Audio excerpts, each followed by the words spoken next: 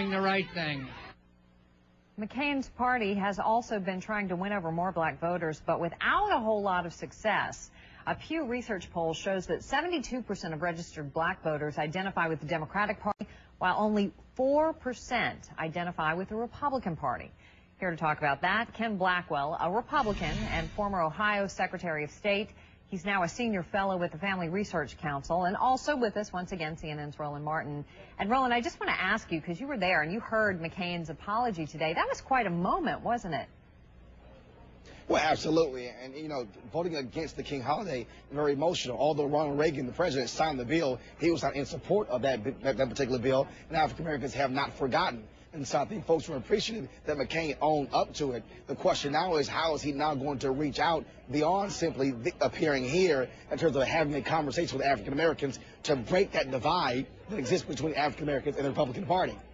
And Ken, you saw those poll numbers we threw up a second ago. 4%. 4% of African Americans call themselves Republicans. How does the GOP reach out to African Americans?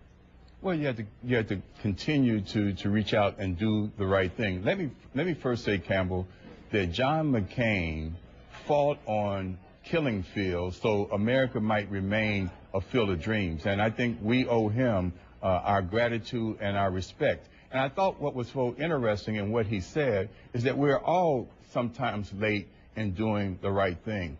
You know, it took Barack Obama a little time to say that Pastor Wright's comments were wrong.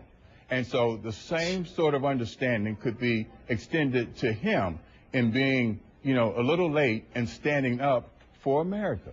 But apart from that moment today, address the broader question. What do Republicans need to do to reach out to the African Americans? I mean, right now, you look at the numbers, I mean, 4%. You know, how do you get beyond that? Well, this is a two-party system, essentially.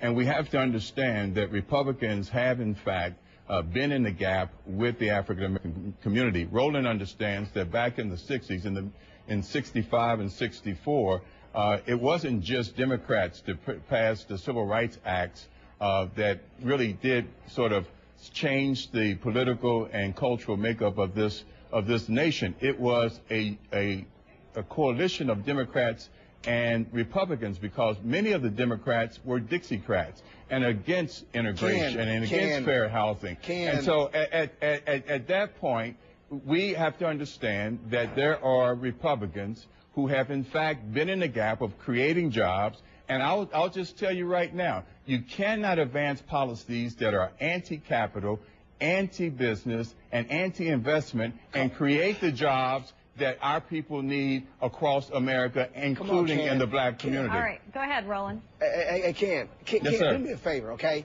When you talk about those, you're right, Republicans were indeed on the side of civil rights laws, but many of those Southern Dixiecrats, when the Democratic Party embraced civil rights, they went to the Republican Party. Here's the deal, Campbell. I want to speak present day, 2008, not 1968. The Republican Party must stop being scared of black folks. And that is, say, let's have a conversation. I believe that if John McCain should go to the National Urban League Convention, George W. Bush has reached out to them.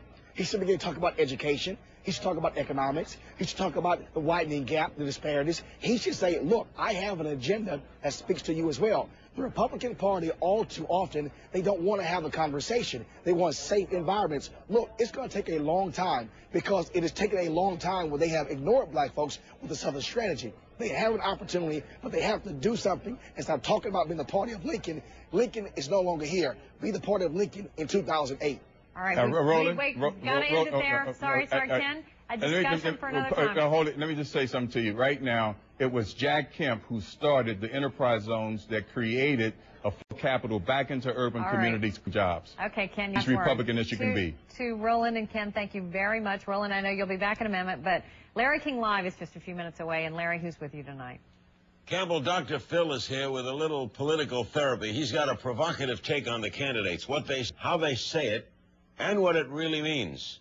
Plus the Clintons' tax returns. They've got millions. We'll talk about it on Larry King Live at the top of the hour. Campbell. Okay, thanks, Larry.